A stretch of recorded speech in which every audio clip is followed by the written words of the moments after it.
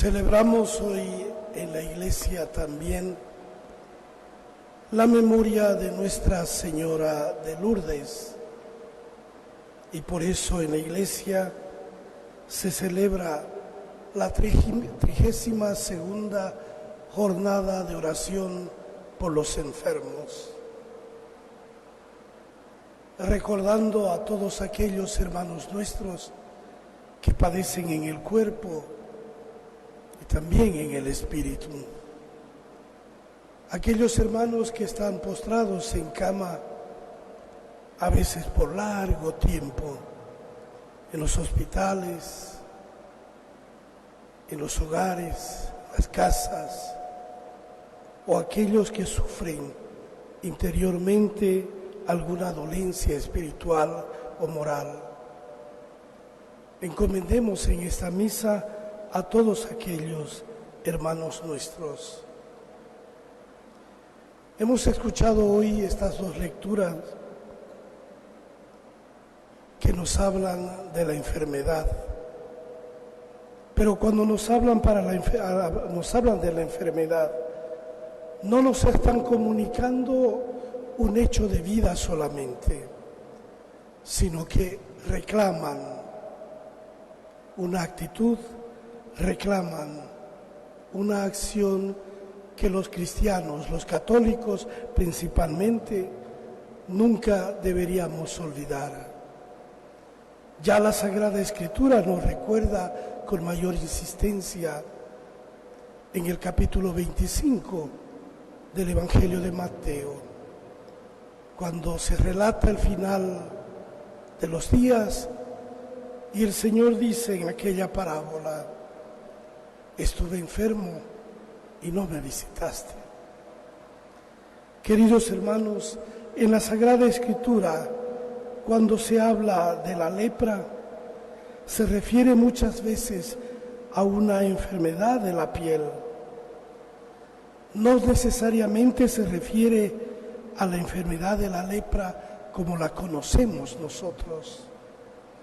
De modo que no todo lo que la Escritura, cuando habla de esta enfermedad, se refiere a aquella enfermedad que ha sido temida por muchos pueblos, aquella enfermedad temida que en muchos lugares ha sido erradicada. En el Antiguo Testamento como en el Nuevo Testamento, los enfermos de lepra eran consideradas personas impuras. Así el leproso del Evangelio se acerca a Jesús con mucho miedo y le suplica: si quieres, puedes purificarme. Nos dice el Evangelio, Jesús extiende la mano y toca al leproso y le dice: quiero, queda limpio.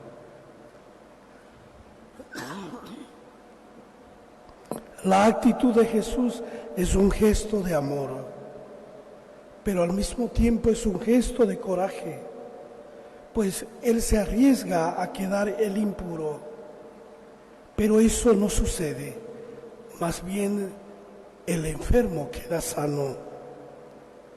Y es que así es el amor de Dios hecho realidad en Jesús. El amor de Dios no daña, y por eso el amor de Dios no tiene comparación con ninguna acción humana. La marginación por la enfermedad establecida por la ley de Moisés no proviene de Dios, sino por una necesidad, y no es lo que Dios quiere. Porque como bien sabemos, Dios acoge a todos, nadie es excluido de su amor. Entendamos, pues, que los signos y milagros de Jesús no son solo la presencia de Dios con nosotros, sino la importancia está en su modo de enseñar, en su modo de comunicar a los hombres la presencia real de Dios en la vida. Y es que las palabras, los gestos y las acciones de Jesús son el modo más perfecto de enseñar, como tener sus mismos sentimientos.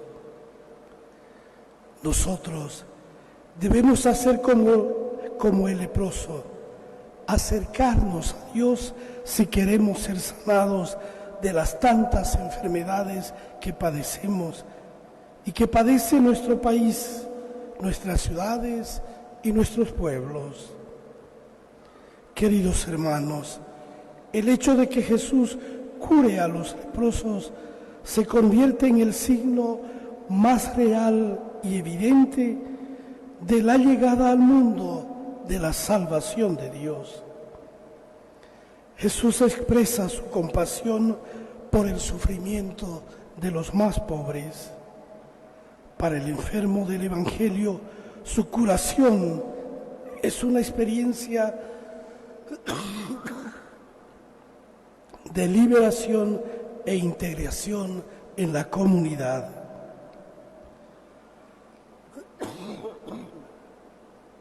Jesús es el que libera, haciendo ver el modelo de opción por los pobres. Con sus obras, Jesús nos enseña la sensibilidad ante la necesidad real y sentida del prójimo. Nos preguntamos, a la luz de esta palabra que hemos escuchado, en nuestros días, ¿quiénes son los marginados y descartados de nuestra sociedad?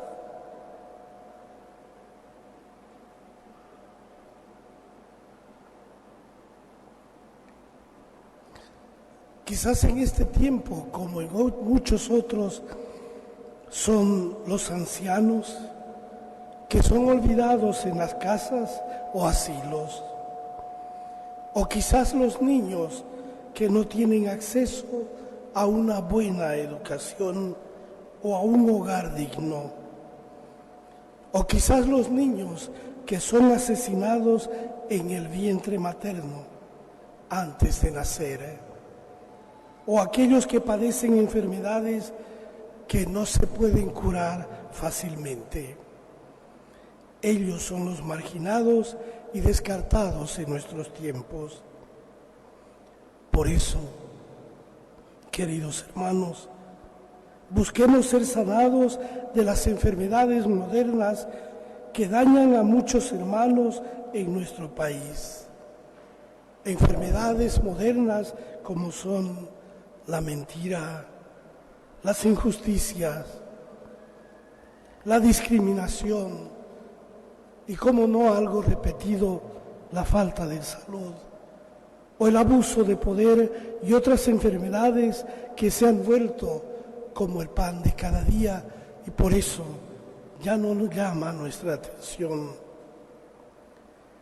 ¿Cuántos necesitados hay en nuestro país? Necesitados de la salud, pero también necesitados de las cosas humanas. Los necesitados en nuestro país, aquellos hermanos nuestros que no tienen un trabajo digno y estable, o aquellos hermanos nuestros que se resignan a la muerte porque no tienen las posibilidades de acceso a una buena salud, o también aquellos resignados que aceptan la injusticia que se comete porque no tienen los medios para defenderse. Debemos tener presente, la realidad es muy distinta al bienestar que se proclama. En todas partes se dicen palabras y discursos, pero las obras no aparecen. Todos los descartados de nuestros días y otros más claman por la salvación y liberación que Jesús vino a traer. Para que esa salvación sea realidad, el Señor pide a cada uno de nosotros que nos convirtamos en discípulos misioneros de Jesús. No basta el bautismo, no basta decir que se es católico, de nombre, sino que es necesario que se comprometa, que nos comprometamos y que hayan hombres y mujeres que hayan experimentado la salvación en primera persona y que esa salvación quieran compartirla con los hermanos. En nuestro país, en algunos momentos, se habla de la pobreza y de los pobres, pero no se los ve. Y si se los ve, muy poco se hace para remediar el mal de la pobreza. Porque el ser humano, cuando se siente seguro con sus bienes adquiridos, se olvida que hay muchos pobres y necesitados y se olvida que también todo es pasajero. Por eso el católico no debe olvidar que es en todo momento de la vida que Dios le reclama el testimonio verdadero de la vida.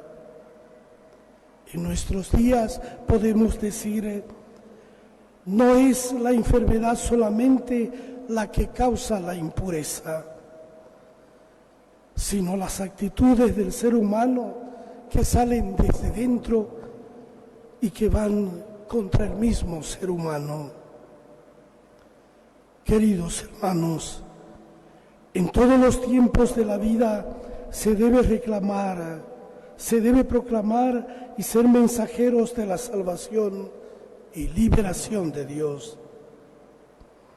Recordemos que la salvación no llega solamente por las palabras y estadísticas, sino que llega por los hechos, gestos y actitudes que muestran que todos somos hijos de Dios.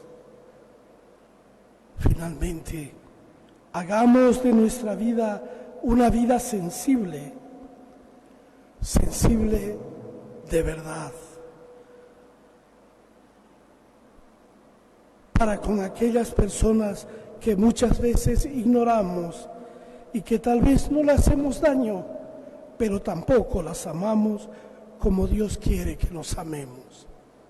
Que Dios haga renacer en nosotros los sentimientos de su Hijo Jesús, que pasó por este mundo haciendo el bien, así sea. En el nombre del Padre, del Hijo y del Espíritu Santo. Amén.